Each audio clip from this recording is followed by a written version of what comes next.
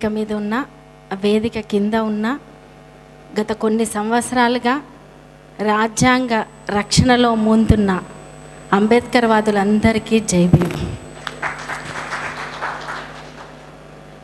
రెంజల్ల రాజేష్ గారికి రాజ్యాంగ రక్షణ దళ్ ప్రారంభించినందుకు ముందుగా అభినందనలు తెలియజేస్తున్నాను.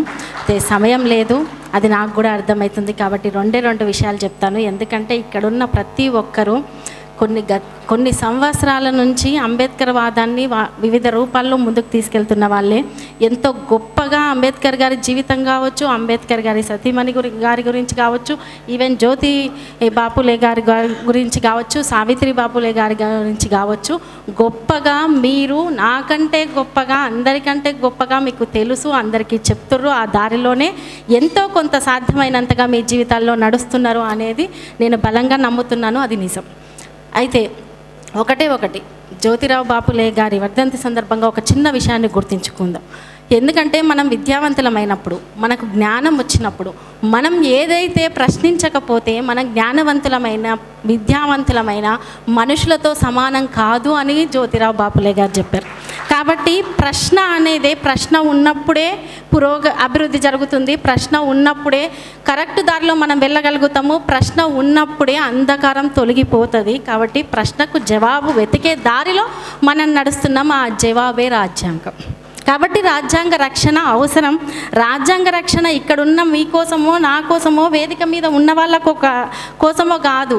ఈ భారతదేశంలో ఉన్న ప్రతి పౌరులు వాళ్ళ హక్కులను కాపాడుకోవాలంటే, వాళ్ళ స్వేచ్ఛను కాపాడుకోవాలంటే, సోదర భావాలతో మెలగాలి అంటే రాజ్యాంగం అవసరం. ఉన్న ఒకే ఒక ఆయుధం రాజ్యాంగం. కాబట్టి దాన్ని ప్రతి ఒక్కరు కాపాడాలి, ప్రతి ఒక్కరూ రక్షకులుగా ఉండాలి. అంబేద్కర్ గారు ఒక మాట ఎప్పుడూ అంటూ ఉండేవాళ్ళు, నాకు ఏ వ్యక్తి మీద ద్వేషం లేదు, ఏ కులం మీద ద్వేషం లేదు, ఏ మతం మీద ద్వేషం లేదు.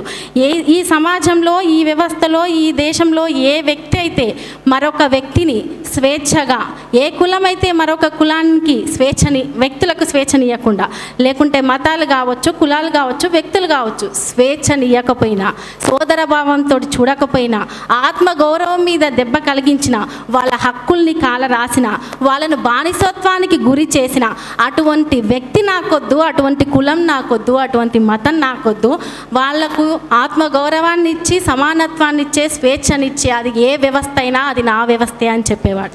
కాబట్టి మేము ఎప్పుడు ఇంట్లో కొన్ని వందల సార్లు, వేల సార్లు అంబేద్కర్ వాదాన్ని, లేకుంటే అంబేద్కర్ గారు రాసిన పుస్తకాల్ని చర్చించుకుంటూ ఉండేవాళ్ళం. నేను ఎప్పుడూ ఒక మాట అనేదాన్ని, ఎప్పుడు అంబేద్కర్ గారి గురించే మాట్లాడతారా?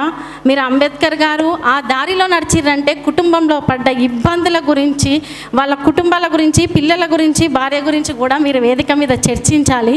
ఎందుకంటే వాళ్ళు కడుపు మార్చుకొని కొన్ని వందల రాత్రులు, ఇప్పుడు అంబేద్కర్ గారి జీవితంలో కూడా చూసాం, వాళ్ళ పిల్లలు చనిపోయినా కూడా భారతదేశంలో రేపు భావితరాలు చాలా అద్భుతంగా ముందరికి వెళ్ళాలి అంటే నా కుటుంబం గురించి కాదు ఆలోచించేది. నా కుటుంబం అంటే నేను ఒక్కరిని కాదు, నా కుటుంబం అంటే వ్యవస్థ, కుటుంబం అంటే దేశం, నా కుటుంబం అంటే స్వేచ్ఛ, నా కుటుంబం అంటే గౌరవం అని బతికారు అంబేద్కర్ గారు. కాబట్టి ఇంకొక చివరిగా రెండు అంశాలు చెప్తూ, సాయి ఎప్పుడూ ఒకే మాట అనేవాడు, బానిసత్వాన్ని ఎవరో వచ్చి తొలగిస్తారు అని కూసుంటే అది తొలగిపోదు. బానిసత్వంలో ఎవరి కష్టం వాళ్ళదే, ఎవరి నొప్పి వాళ్ళదే, ఎవరి బాధ వాళ్ళదే. కాబట్టి దాని గురించి వాళ్ళే పోరాడాలి. ఇక్కడ వ్యక్తులుగా మేము ఏది అనుభవిస్తున్నామో అది మాకే తెలుసు, మేము పోరాడితేనే అది ముందుకెళ్తుంది అనేవాడు. ఆ దిశగానే తనకు సాధ్యమైనంతగా ముందుకెళ్ళిండు, పోరాడాడు.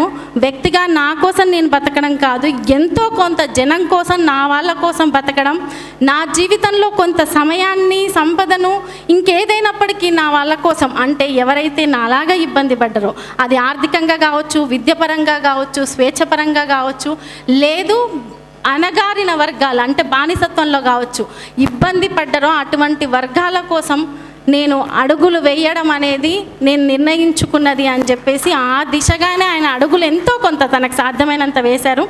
ఈరోజు నేను ఇక్కడికి వచ్చి ఇంత స్వేచ్ఛగా, ఎందుకంటే అక్కడ అమ్మల్ని, అక్కల్ని అందరినీ చూస్తున్నాము.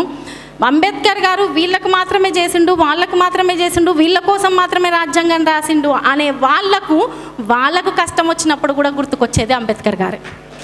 కాబట్టి ఈరోజు స్త్రీగా ఈవెన్ భర్త చనిపోయిన స్త్రీగా ఈరోజు ఈడికొచ్చి ఇక్కడికే కాదు బయటికి వెళ్ళి అనేక వేదికల్లో ఎంతో ధైర్యంగా గమ్యాన్ని చేరాలంటే గుమ్మం దాటక తప్పదని చెప్పి అంబేద్కర్ గారు చెప్పారు. అలా గుమ్మం దాటి నేను ఈరోజు బయటకు వచ్చి మాట్లాడుతున్నా అంటే దానికి నా భర్త ఇచ్చిన స్ఫూర్తిలో ముఖ్య భాగం అంబేద్కర్ వాదం. అదే రాజ్యాంగం ఇచ్చిన హక్కు నాకు, అది అంబేద్కర్ గారు పెట్టిన భిక్ష.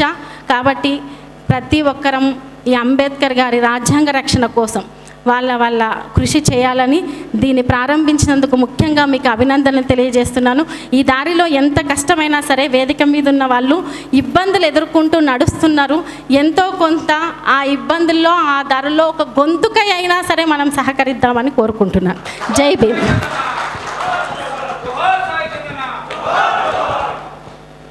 థ్యాంక్ యూ వెరీ మచ్ వదనమ్మ. మరి సాయి చంద్ లేకపోయినా ఆయన సహచరిగా బాబాసాహెబ్ అంబేద్కర్ గారి స్ఫూర్తిని మీ వంతుగా మరి మా సభలో ప్రస్తావించి మమ్మల్ని అందరికీ కూడా ఆలోచింపజేసినందుకు మీకు హృదయపూర్వకంగా జై భీమ్లు తెలియజేస్తూ